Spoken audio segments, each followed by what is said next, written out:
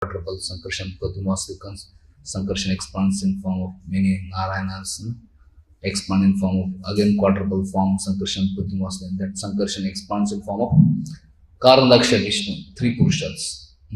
Then Karandaksha Vishnu expands in form of Garudaksha Vishnu. Garudaksha Vishnu expands in form of Shirodaksha Vishnu. Shirodaksha Vishnu is Paramatma.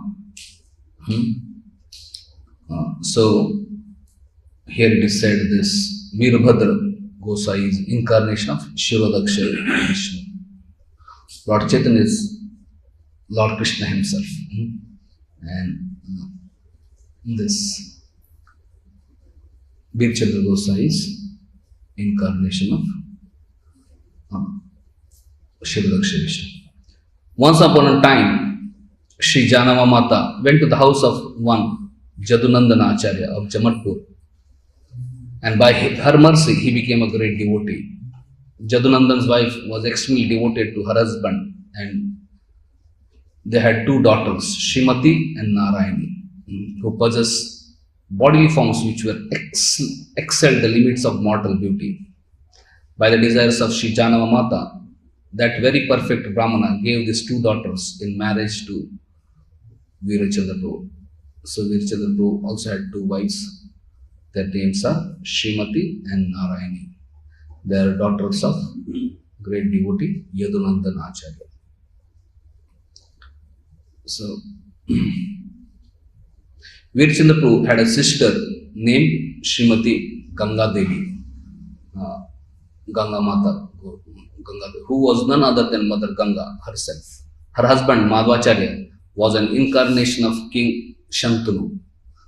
Shantanu in Mahabharata.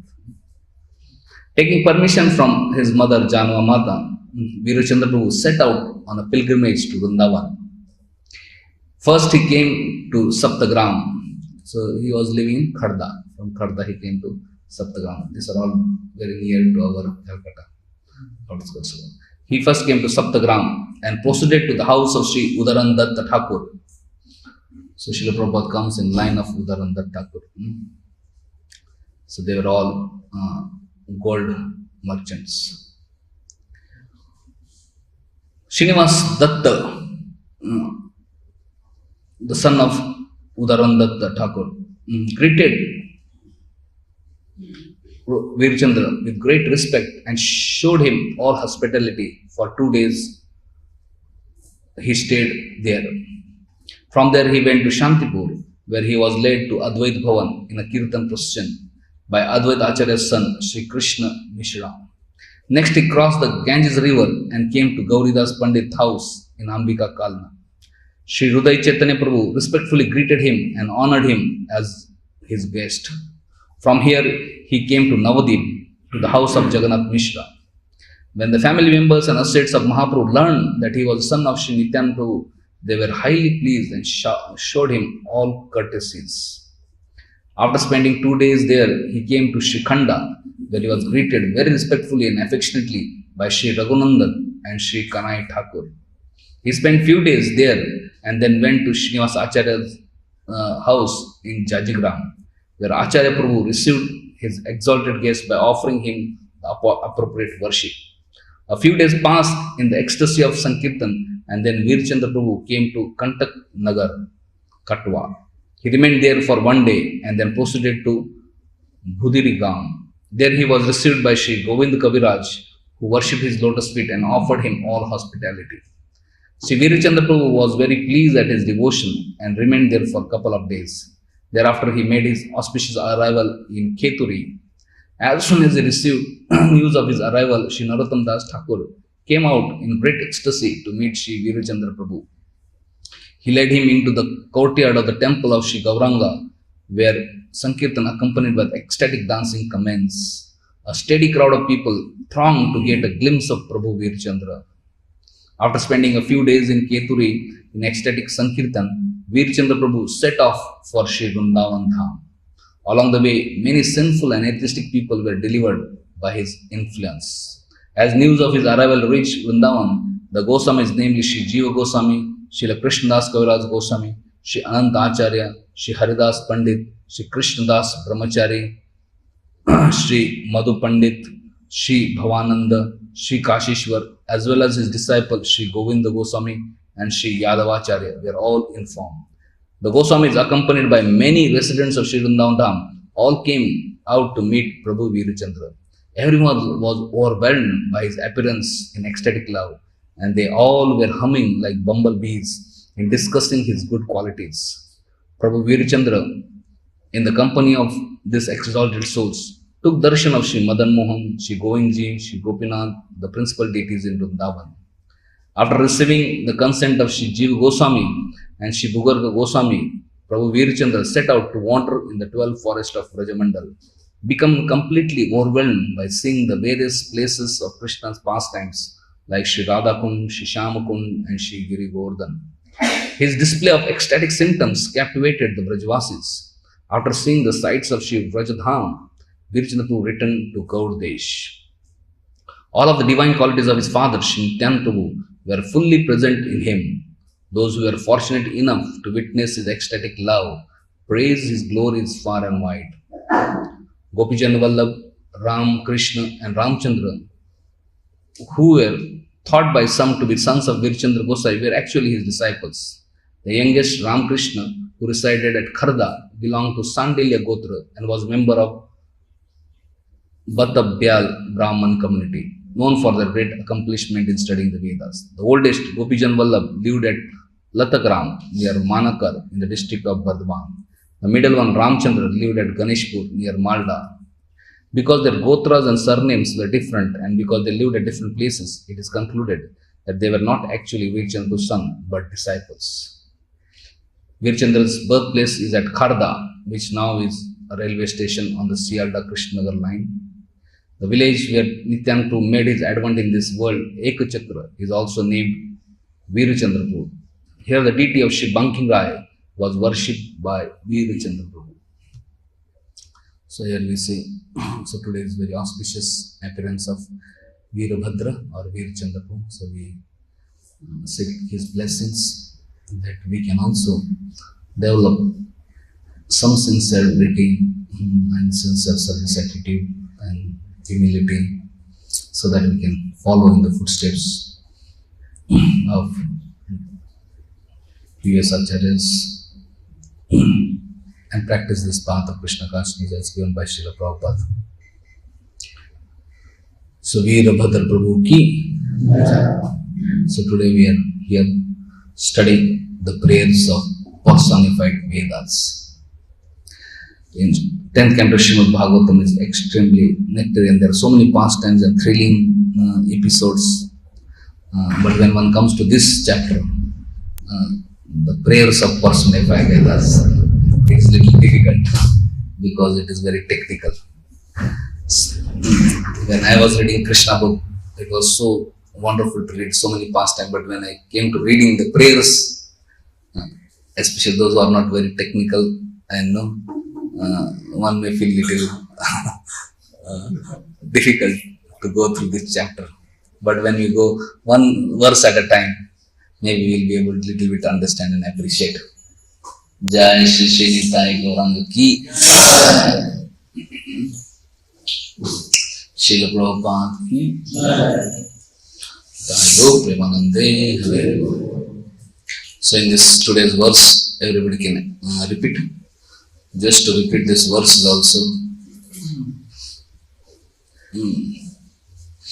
Apparently entering among the variegated species of living beings you have created.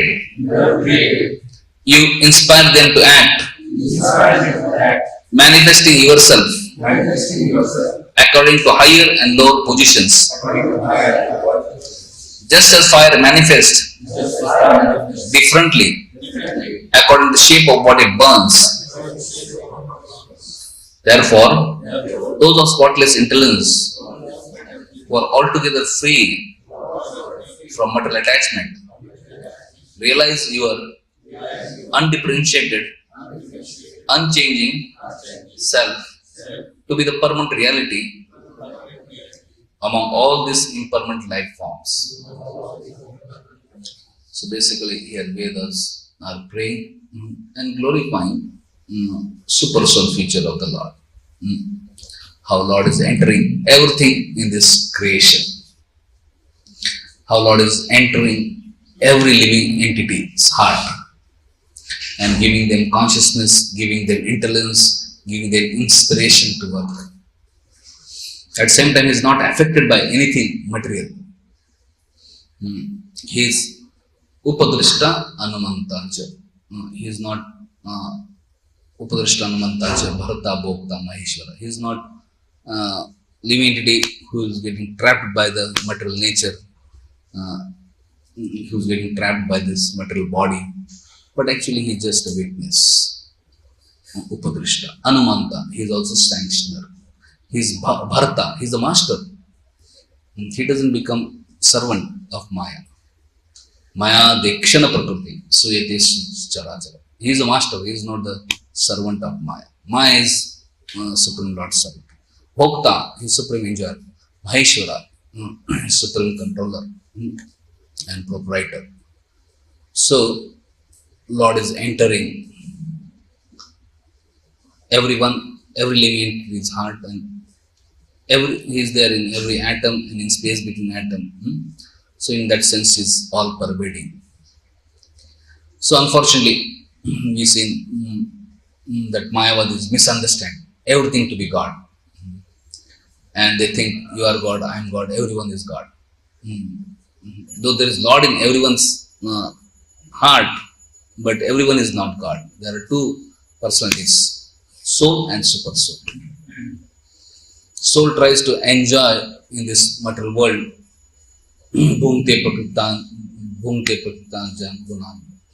So when he tries to enjoy, he gets trapped by Maya, and then he has to go through different sadyoni janmas. So he has to go through different species of life. Because he has desire to enjoy, he gets trapped. But Supreme Lord is not trapped like that. So there is a difference between a living entity and Lord. So unfortunately, impersonates or Mayavadis, they misunderstand.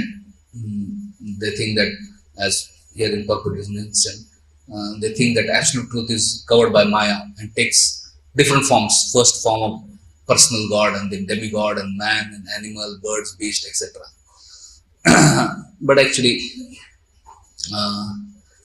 they don't understand. Here we see that it's not that Lord anytime comes under the sway of Maya. Rather, Maya is Lord's faithful servant.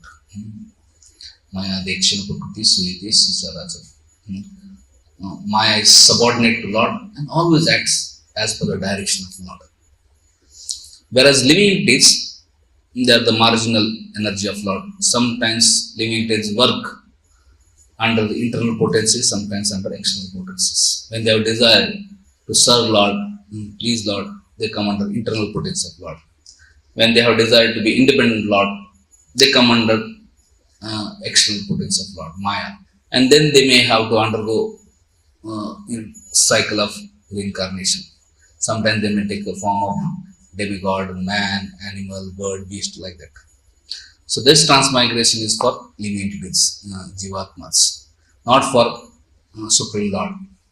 Supreme Lord is master of material energy. And Supreme Lord has nothing to enjoy in this world, in the sense he is not attached to him, he is detached from all these materialistic things. So, we see, so there is a big always debate and discussion about this, how impersonalists think everything is God, we are God, and whereas Vaishnava was very careful to understand that we are not God, we are gods.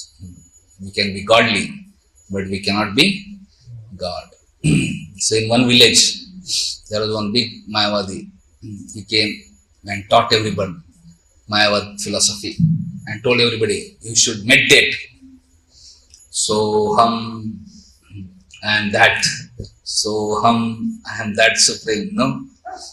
Undifferentiated, all pervading, all these things. After some time, great Vaishnava Acharya came in that village and he saw everybody is meditating, everybody chanting.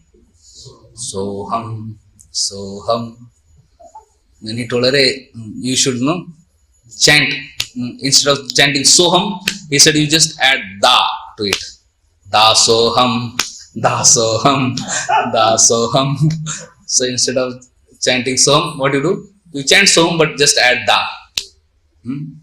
That I am servant of that Supreme. I am servant of that Supreme. I am servant of that Supreme. And that Vaishnava Acharya left the village and everybody started chanting Da Soham, Da Soham, Da Soham. After few months, Mayavadi sannyasi came. And he saw, here in this village, I taught them mantra Soham. Now they are chanting, Da Soham. What is this? Then he said, what you do? You chant Da Soham but just add Sa in the beginning. Sada Soham, Sada Soham, Sada Soham. Sada Soham means I am always that Supreme Personality of Godhead. I am always that Supreme. And after a few months, again the Vaishnava Acharya came. He saw what is happening. Everybody chanting Sada Soham, Sada Soham, Sada Soham. Then this Vaishnava Acharya said, what you do? You just add Da to that, nothing else. No? You are chanting Sada Soham, you add Da to it. Das, Dasoham, Das, Daso. I am servant of that Supreme Person. So point is that, there is always this, conflict between impersonalists, Mayavadis and Vaishnavas. Impersonal Mayavadis, because of misunderstanding, they think they are God or they can become God. But Vaishnava Acharyas, they understand, actually we can never be God. Why to become God? We can become greater than God. Prabhupada used to say, why you want to become God? You can become greater than God. You just see, who's greater? Mother Yashoda is greater or Krishna is greater? Yashoda is tying Krishna. So why you want to become God? You can become greater than God by loving devotional service. So this loving devotional service gets spoiled when we develop this misunderstanding, impersonal misunderstanding. So this is extremely important that we don't have this misunderstanding. Lord is separate, living entities are separate. Living entities are separated expansions of Lord. So, Amavansha Jivbhuta Sanatana. We are Amshas of Lord eternally. We are not Purna, we are Amsha. Krishna is Purna. Om Purnamada, Purnavidam, Purnat Purnamudachan. Supreme Lord is Purna. But we are Amsha. We are not Purna. So, and we are not equal to God. We are especially in quantity. We are equal to God in quality. We are also Sachidananda. God is also Sachidananda. But God is Vibhu. We are Anu. Krishna explains in Bhagavad Gita. Matta Parataram Nanyat. Kinchit Astidam. Nobody is equal to God or greater than God. God is supreme. So no living entity can be equal to God. Similarly, Maya is not equal to God, or Maya is not superior to God. Maya is always subordinate to God. And all living entities are also subordinate to God. God is also called as Samudbhava. Means nobody is, there is no one equal to God or greater than God. So we see that, sometimes impersonalists misunderstand this. When they say that Lord is entering every body, they think that everybody is God. But actually Krishna explains in Bhagavad Gita that there are two living personalities. One is Atma and another is Paramatma. And there is difference between Atma and Paramatma. And they are always different. It's not that at one point of time one becomes merged with other or become one. Here Krishna explains in Bhagavad Gita, Natvevaham chatunasam natvam neme janadipa natvam nachaiva na bhavishyama sarve vayamata baram. Never was there time when I did not exist, nor you, Arjuna, did not exist, nor all these kings. We are always have been existing separate individuals, and never will be in the future shall any of us cease to be. So in past we had individuality, in present we have individuality, in future also we'll have individuality. It is not that in past we are one with God and we are God, and now we have got differentiated because of Maya, and maybe in future again we will become God. No. So in past also, present also, future, we are always individuals. Though as individuals we are all Sachidananda, but we have separate individuals. In quality we are one, but in quantity we are different. And we are always subordinate to God. Maya is subordinate to God, and living entities are also subordinate to God. So here we see Prabhupada many times use analogy from Upanishads, the analogy of two birds. There are two birds sitting in the heart. One bird is trying to enjoy the fruits. That is living entity. One who tries to enjoy the fruits of these actions, one gets trapped and then he goes into cycle of reincarnation. Another bird is there which is witnessing. He is not trying to enjoy. He detached from materialistic things. His super soul, his Upadrishta Anumantaja. He is witness and he is the sanctioner. He is Bhokta. He is a Bharata Bhokta Maheshwara. He is a master. He is enjoyer and he is supreme controller. So we see that when one studies Vedas and one tries to study Sanskrit and all these things, one can misinterpret words and get confused and confuse others also. So therefore we need guidance of great devotees, acharyas. So we see our acharyas have worked very, very hard to give their commentaries so that people don't misunderstand. Wherever there is a chance of misunderstanding, we see Prabhupada with big elaborate purpose so that we don't understand and we don't get carried by impersonal philosophy. We understand we are person, we are part and parcel of Krishna, we are eternally servants of Krishna. Last week, I was in Gordanika village and having meeting with his Guru Radha Maharaj. And when we were discussing, all of a sudden Gaurang Prabhu entered there along with a couple of devotees who are working hard to develop this Bhakti Vedanta Vidyapitam. And then he came and then he was introducing different devotees, and then he was telling how this devotee has done specialization in Sanskrit, how this devotee has done specialization in Acharya's commentary, how this devotee has done. And then he was saying that how we want to develop different levels of education in Bhakti Vedanta Vidyapitam. Now one wing is established where we study Prabhupada books, Bhagavatam, do all these courses, Bhakti Shastri, Bhakti Vaibhav, Bhakti Vedanta and all that. And now he was saying that how we are trying to establish now higher education where we'll have Sanskrit studies and many other acharyas comment all these things. And he gave all that briefing. And then he asked Maharaj, so what is your comments or anything you want to say? And then Maharaj heard it patiently. And then he said, all of you are wonderful devotees. And he said, your plans are also wonderful. Or I am wondering how the students will become wonderful. Because he said, when one tries to study so much in Sanskrit and all these things, without properly understanding Prabhupada books, without properly having rooted in Prabhupada books, there is great chance that all these things person get distracted, because there is so much of Mayavad and impersonal, all these things are there, one get lost in that. And there are so many different interpretations.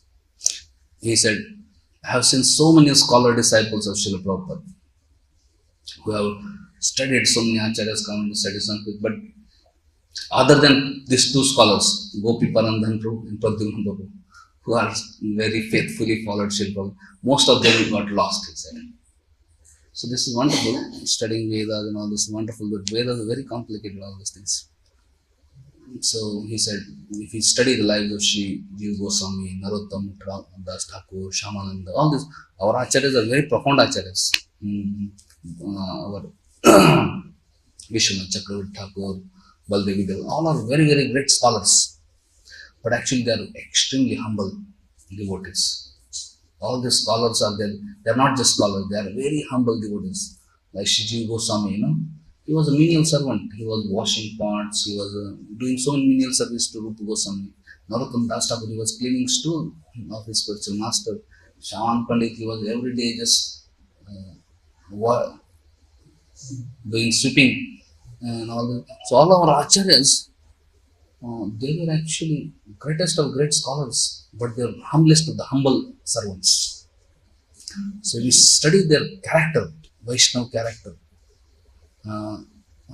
Unless person has that Vaishnava character, studying these things can be more harmful than helpful.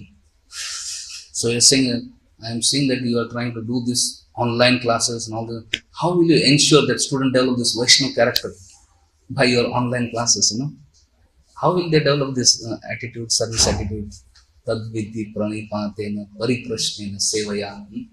All this, there has to be all these things. So Maharaj was elaborating all these things, how this Vaishnava character is very important. When you develop this Vaishnava character, you see Rupa Goswami, Sanatana Goswami, they were so great scholars, but they were so humble. And with that humility and that service attitude attract the grace. And only by the grace can we understand this Vedic knowledge. Otherwise, one can get bewildered and confused. So here we see, when you study this chapter itself, it appears very difficult. But if you read it with the commentary of Srila Prabhupada and now Prabhupada disciples, then things can be a little bit understandable. Especially, Prabhupada has warned us about this impersonal danger repeatedly. And there are so many small variants of deviations are there. So one can be saved by taking shelter of a Vaishnava Guru and by cultivating this Vaishnava character along with our understanding. And with that, when we study scriptures, then actually one will be able to understand and appreciate devotional service. And one can achieve real goal of life, that is love for Krishna. Ultimately, purpose of Vedas is Vedicha Sarvar Bhame Vedu. So ultimate purpose is to know Krishna, to develop love for Krishna, to serve Krishna, and say, please Krishna. Hare Krishna, Krishna Krishna, Hare Hare, Hare Rama, Rama Rama, Hare Hare. Srimad Bhagavatam ki jai, Srila Prabhupada ki jai. We have 5 minutes. If anybody wants to give any comment or any question or any discussion, we can take.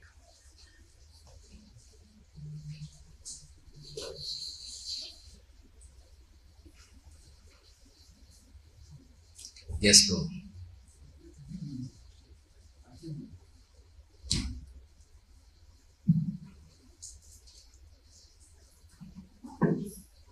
Hare Krishna Prabhu. Regarding the conversation between Guru Maharaj and Gaura Prabhu, did Guru Maharaj finally approve the project of studying higher studies? So Gaura Prabhu said, I will come with proposal in December and because he gave guidelines how to embed those things in the curriculum. He said, I will come with proposal and maybe in December you can. So Maharaj said, okay, when you come, then I will come. So he was happy with this thing. He just wanted how to embed this Vaishnava character into the system. So he was not against it, but he wanted that devotees become wonderful Vaishnavas and everything helps the devotional service. Anukulya sankalpa pratikulya svarna. Anything is favorable, okay. You study scriptures, there are certain scriptures, if you study under proper devotees, and it's favorable.